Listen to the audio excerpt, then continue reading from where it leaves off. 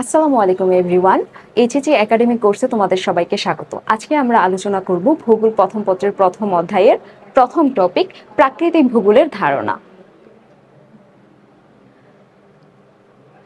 চলো আমরা প্রথমেই জেনে নিই এই প্রাকৃতিক ভূগোলের ধারণা এই টপিক থেকে কোন কোন ধরনের প্রশ্ন এসে থাকে, সৃজনশীল নাকি এমসিকিউ।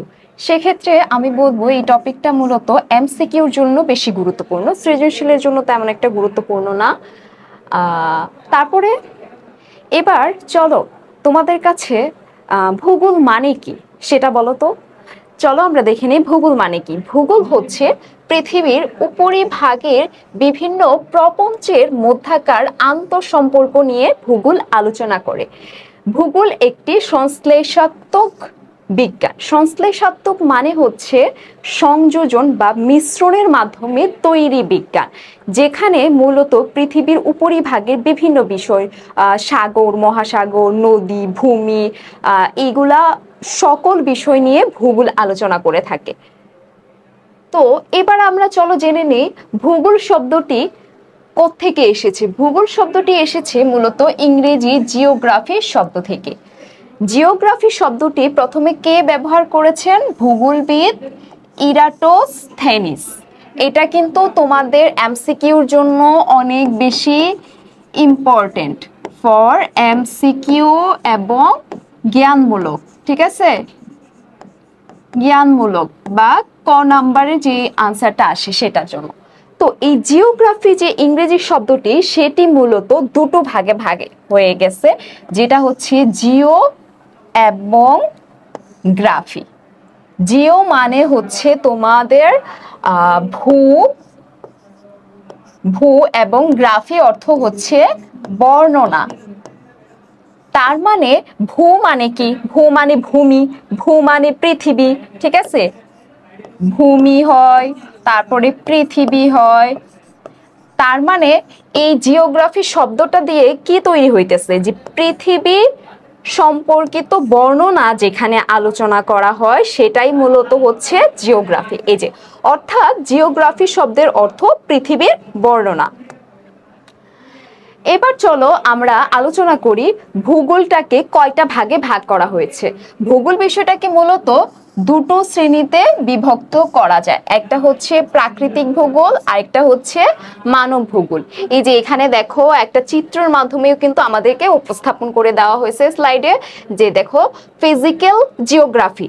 ফিজিক্যাল কোনো কিছু মানে কি? ফিজিক্যাল কোনো কিছু মানে হচ্ছে যেটা তুমি ধরতে পারবে, ছুঁতে পারবে, দেখতে পারবে, মানে পঞ্চ ইন্দ্রিয় দ্বারা তুমি যেটাকে গ্রাহ্য করতে পারবে।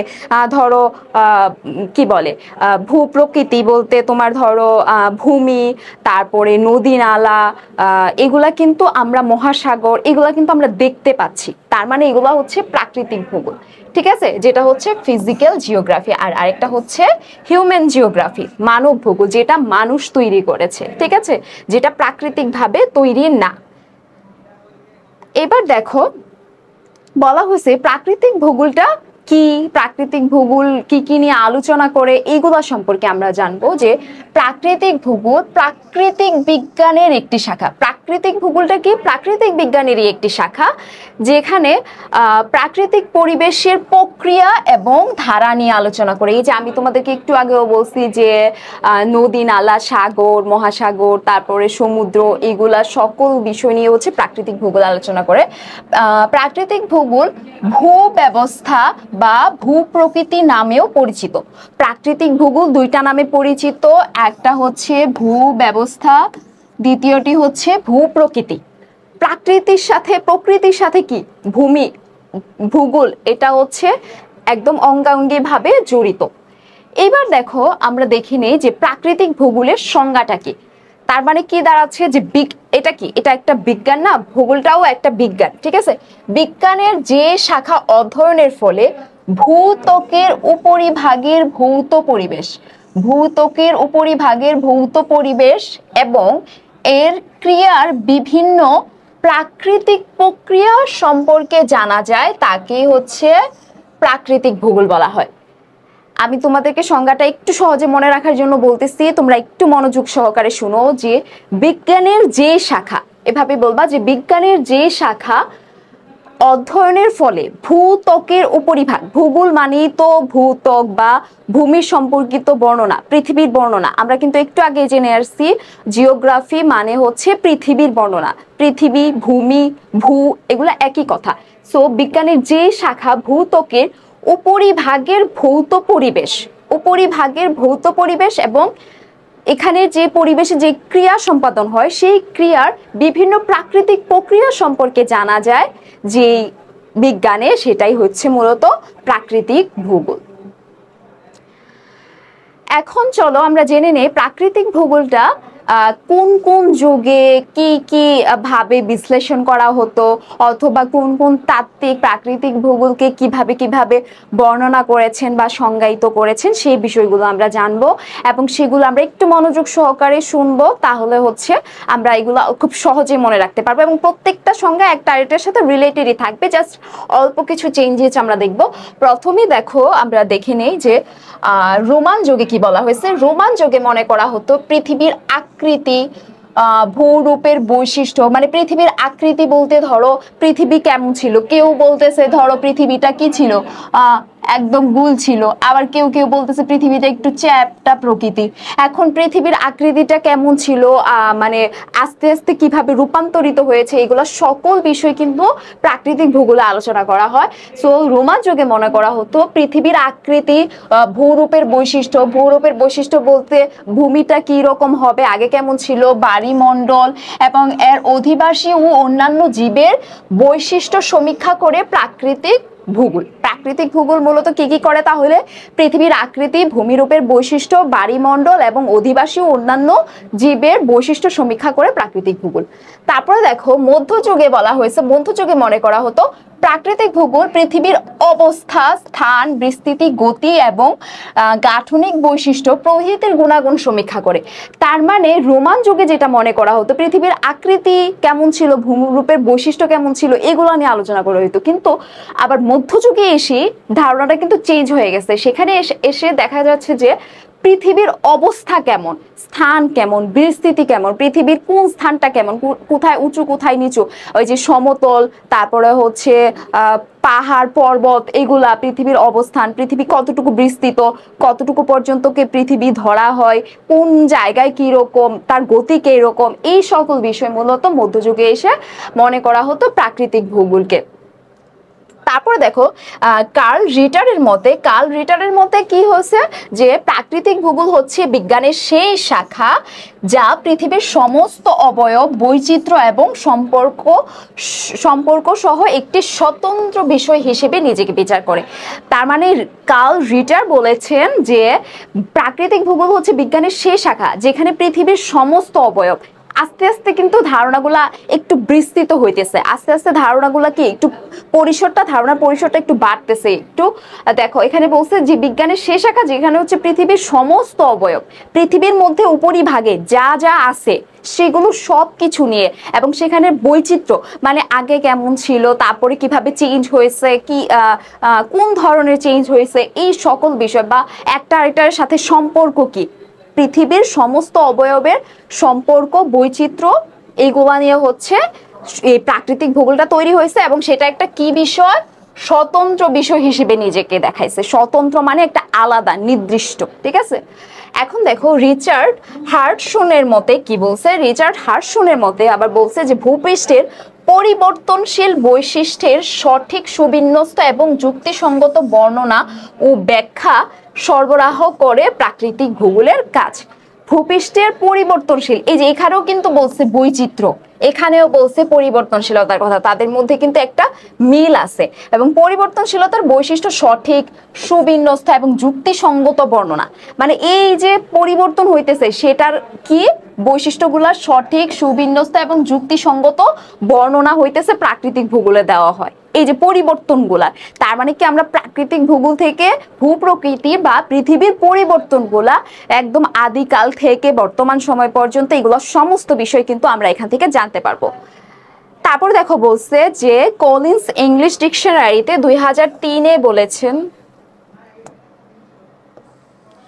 2003-এ বলেছেন যে পৃথিবী পৃষ্ঠের প্রাকৃতিক অবয়ব সম্বন্ধে বিস্তারিত আলোচনা করা বিস্তারিত আলোচনা প্রাকৃতিক ভূগোলের মাধ্যমে করা হয়। মানে বলছে পৃথিবী পৃষ্ঠের প্রাকৃতিক অবয়ব, যেহেতু প্রাকৃতিক ভূগোল কি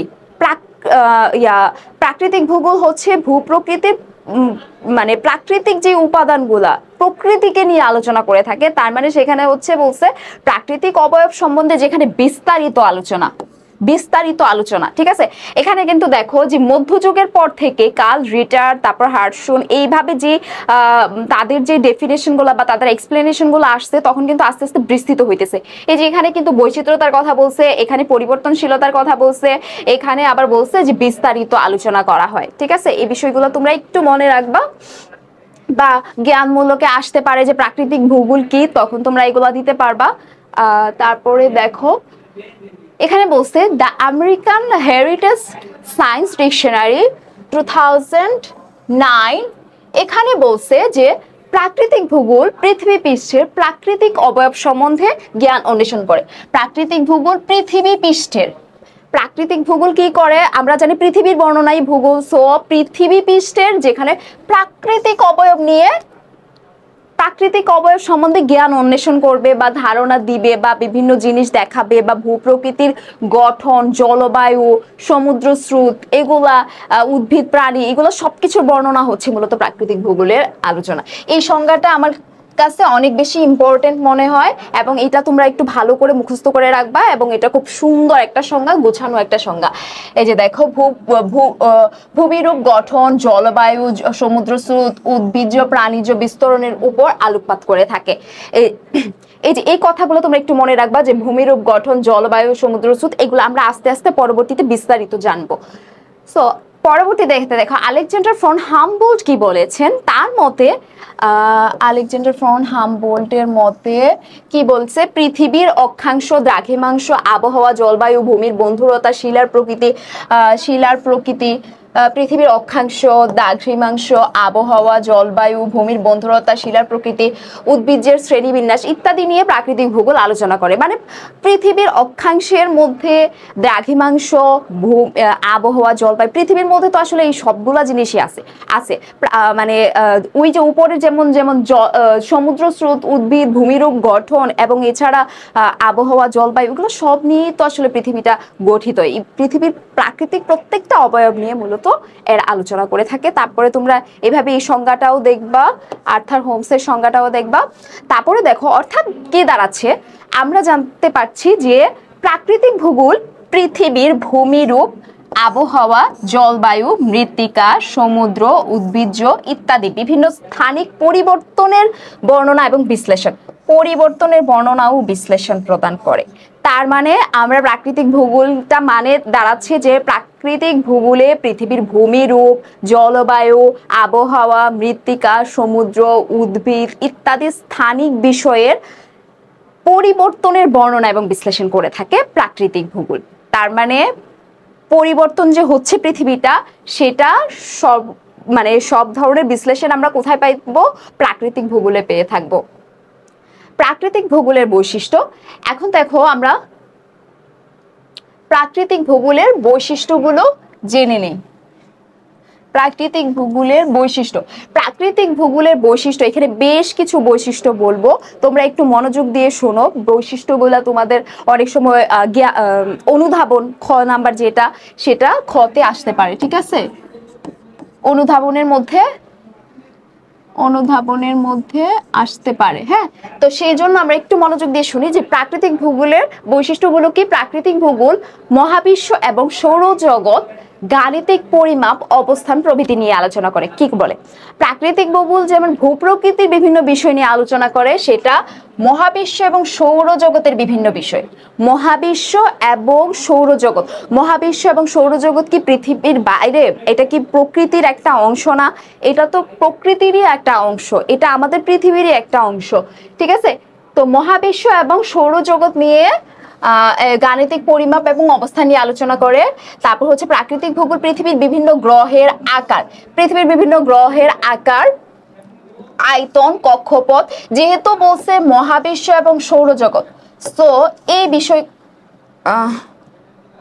সো এই বিষয়গুলো কিন্তু অটোমেটিকলি চলে আসবে, যে গ্রহের আকার, আয়তন, কক্ষপথ, গতি, উপগ্রহ, সূর্য, চন্দ্র, এদের অবস্থান, অক্ষাংশ, দ্রাঘিমাংশ, সময়মণ্ডল ইত্যাদি নিয়ে বিস্তারিত ব্যাখ্যা এবং আলোচনা করে। যেহেতু এটা আসছে, সো এটা থেকে এটা তোমরা এমনিতেই বুঝতে পারবে। এটা মাথায় রাখলে তোমরা পরবর্তী বৈশিষ্ট্যটা নিজে থেকে বানিয়ে লিখে দিতে পারবা, ঠিক আছে। তারপরে দেখো আরো কিছু বৈশিষ্ট্য দেখি। এখানে আরো দুইটা বৈশিষ্ট্য হচ্ছে পৃথিবীর পরিবেশতন্ত্র এবং পরিবেশের জন্য প্রয়োজনীয় শক্তির উৎস। মাথায় রাখবা যে পরিবেশের জন্য প্রয়োজনীয় যে শক্তি, সৌরশক্তির বিন্যাস। সূর্য কি? সূর্য আমাদেরকে পৃথিবীতে আলো দিতেছে, সূর্যেরও কিন্তু একটা শক্তি আছে, সেটা কিন্তু পৃথিবীতে আমরা বিভিন্নভাবে উপকৃত হইতেছে। এই যে শক্তির বিভিন্ন উৎস, পৃথিবীতে বিভিন্ন শক্তি অথবা বিভিন্ন যে কি বলে প্রাকৃতিক যে বিষয়গুলা, ওই যে তোমার খনিজ সম্পদ বা বিভিন্ন, এগুলা কি পৃথিবীর একটা শক্তির উৎস না? সো এই যে বিষয়গুলা, এগুলো শক্তির উৎস, খনিজ সম্পদ, এই ধরনের বিভিন্ন সম্পদের কথাও আমরা এই ভূগোল বিষয়টার মধ্যে আসলে পরবর্তীতে জানতে পারবো। পুরো প্রত্যেকটা চ্যাপ্টার যখন দেখবো আমরা, বিভিন্ন চ্যাপ্টারে আসবে। তো শক্তির উৎস, সৌরশক্তির বিন্যাস, তারপরে হচ্ছে বাস্তুতন্ত্রের বিভিন্ন চক্র ইত্যাদি নিয়ে প্রাকৃতিক ভূগোল আলোচনা করে, ঠিক আছে। এখানে তোমরা এর আগে তো বলছিলাম যে সৌরশক্তি এবং মহাবিশ্ব, এবং সেটার সাথে সাথে পরবর্তীতে ওই যে কক্ষপথগুলা, তারপরে সূর্য, চন্দ্র, এগুলো ওই পরবর্তী বৈশিষ্ট্যটা চলে আসবে। তারপর থার্ড হচ্ছে তোমরা মনে রাখবা যে পরিবেশের জন্য প্রয়োজনীয় শক্তির উৎস এবং সৌরশক্তির বিন্যাস, তারপর হচ্ছে বাস্তুতন্ত্রের বিভিন্ন চক্র। তিনটা শব্দ দিয়ে মনে রাখবা, শক্তির উৎস, 2 হচ্ছে সৌরশক্তির বিন্যাস, 3 হচ্ছে বাস্তুতন্ত্রের বিভিন্ন চক্র। এই তিনটা জিনিস মনে রাখবা যে প্রাকৃতিক ভূগোলে আলোচনা করা হয়। তারপর বলছে প্রাকৃতিক ভূগোল বায়ুমণ্ডলীয় পরিবেশ, বায়ুমণ্ডলীয় পরিবেশ, জলীয় বাষ্প। এই যে দেখো আবহাওয়া, জলবায়ু, এগুলা কি বায়ুর বিভিন্ন পরিবর্তন, বায়ুর বিভিন্ন রূপ, এগুলা কিন্তু আমরা আবহাওয়া এবং জলবায়ুর মধ্যে দেখতে পাই। বর্তমানে কিন্তু জলবায়ু অনেক বেশি পরিবর্তন হইতেছে। তো সেই যে বায়ুমণ্ডলীয় বিভিন্ন অবস্থা, সেটা কেমন ছিল আগে, বর্তমানে কেমন অবস্থায় আছে, এবং এটার বিভিন্ন পর্যায়গুলা, এগুলা হচ্ছে আমরা মূলত প্রাকৃতিক ভূগোলে আলোচনা করে থাকবো। তো এটাও একটা প্রাকৃতিক ভূগোলেরই বৈশিষ্ট্য। বায়ুমণ্ডলীয় পরিবেশ, জলীয় বাষ্প এবং পরিবেশের বিভিন্ন জীবমণ্ডল সম্পর্কে আমরা প্রাকৃতিক ভূগোলে জানবো। তো আমরা এখানে দেখো বলা হচ্ছে যে অশ্বমণ্ডল, বায়ুমণ্ডল এবং বায়ুমণ্ডলের আলোকে ভূমিরূপ বিজ্ঞান, জলবায়ু বিজ্ঞান, মাটি, উদ্ভিদ, প্রাণী এবং সমুদ্র বিজ্ঞান সম্পর্কে আলোচনা করাই প্রাকৃতিক ভূগোলের মূল বৈশিষ্ট্য। আমরা এই যে এতক্ষণ যে বৈশিষ্ট্যগুলা পড়ছি, 4টা বৈশিষ্ট্য পড়ছি, সেগুলোর একটা সার্বিক আলোচনা হচ্ছে এইটা, ঠিক আছে। এটা একদম সুন্দর করে তোমরা মুখস্থ করে রাখবা, নোট করে রাখবা। এখন চলো আমরা জানি যে অশ্বমণ্ডল মানে কি। অশ্বমণ্ডল হচ্ছে পৃথিবীর উপরিভাগে একটা পদার্থ দ্বারা আবৃত থাকে, সেটাকে মূলত অশ্বমণ্ডল বলা হয়। এবং এই অশ্বমণ্ডল সম্পর্কে আমরা প্রাকৃতিক ভূগোলে জানবো। তারপরে হচ্ছে বায়ুমণ্ডল, মানে ওই যে বায়ুর যে বিভিন্ন অবস্থা বা পরিবর্তন, এগুলো একটু আগে যেটা বলছি। বায়ুমণ্ডল, পানির বিভিন্ন চক্রের কথা আমরা এখানে জানবো। তারপর ভূমিরূপ বিজ্ঞান, জলবায়ু। এখানে 3টা শব্দ আগে প্রথমে মনে রাখি, যে এই 3টা শব্দ মনে রাখি, যে অশ্বমণ্ডল, বায়ুমণ্ডল এবং বায়ুমণ্ডলের আলোকে, অশ্বমণ্ডল, বায়ুমণ্ডল এবং বায়ুমণ্ডলের আলোকে ভূমিরূপ বিজ্ঞান, জলবায়ু বিজ্ঞান, ভূমিরূপ বিজ্ঞান, জলবায়ু বিজ্ঞানের মধ্যে কিন্তু এখানে কয়েকটা বিষয় চলে আসে। দেখো যে ভূমিরূপ বিজ্ঞানের মধ্যে তো মাটি, উদ্ভিদ, প্রাণী, ভূমিতে তো এরা থাকে, এদের আলোচনা এবং সমুদ্র বিজ্ঞান সম্পর্কে আলোচনা করাই হচ্ছে প্রাকৃতিক ভূগোলের বৈশিষ্ট্য। এবার চলো আমরা দেখে নেই এই চ্যাপ্টার, মানে এই টপিক থেকে কি ধরনের এমসিকিউ এসে থাকে। এই যে দেখো, জিওগ্রাফি শব্দটি প্রথম কে ব্যবহার করেছেন? ওই যে ইরাটোস্থেনিস। তারপর হচ্ছে ভূগোলের যাত্রা শুরু হয় কোন যুগে? গ্রিক যুগ থেকে। তারপর হচ্ছে